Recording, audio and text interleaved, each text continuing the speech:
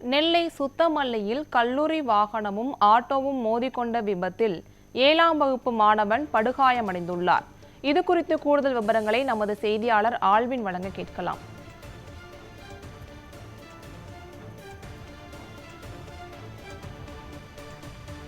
கல்லூரி வாகனம் ஆட்டோ மோதிக்கொண்ட விபத்தில் 7ஆம் வகுப்பு மாணவன் படுகாயமடைந்து மருத்துவமனையில் அனுமதிக்கப்பட்டுள்ளார்.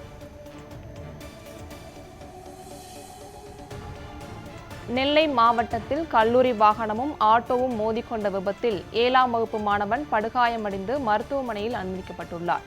இது குறித்து கூடுதல் விவரங்களை வழங்குவதற்காக எமது செய்தியாளர் ஆல்வின் இணைப்பில் இணைகிறார். வணக்கம் ஆல்வின், விவரங்களை சொல்லுங்க.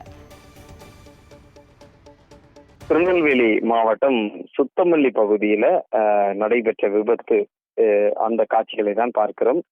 காலையில் மது போதையில் கல்லூரி வாகனம், தனியார் கல்லூரிக்கு சொந்தமான வாகனத்தை அந்த ஓட்டுநர் மது போதையில் இயக்கி இருக்கிறார். அந்த வாகனமானது நேரடியாக பள்ளி மாணவர்களை ஏற்றி செல்லக்கூடிய ஆட்டோவின் மீது மோதி அந்த ஆட்டோ சரிந்து விழுந்திருக்கிறது.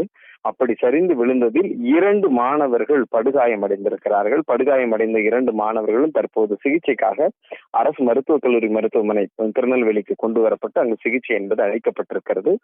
அருகில் இருந்த பொதுமக்கள், அதே போன்று அந்த கல்லூரியினுடைய கல்லூரி மாணவர்களை ஏற்றிச் செல்லக்கூடிய அந்த வாகனத்தை இயக்கிய ஓட்டுநரை பிடித்து நேரடியாக நிகழ்விடத்திற்கு உடனடியாக காவல்துறையினரும் வந்துவிட்டார்கள்.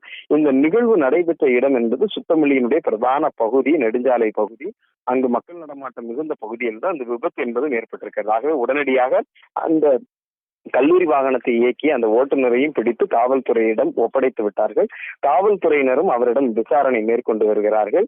அந்த வாகனத்தை இயக்கிய ஓட்டுநர் அதே சுத்தமல்லி பகுதியைச் சேர்ந்தவர். அவர் காலையிலேயே குடிபோதையில் இருந்திருப்பது தெரிய வந்திருக்கிறது. அப்படி அந்த குடிபோதையில் இயக்கிய வாகனம் ஆட்டோவின் மீது மோதி 7ஆம் வகுப்பு படிக்கக்கூடிய மாணவர்கள் 2 பேர் படுகாயமடைந்து அவர்களும் சிகிச்சை பெற்று வரக்கூடிய ஒரு நிலை இருக்கிறது.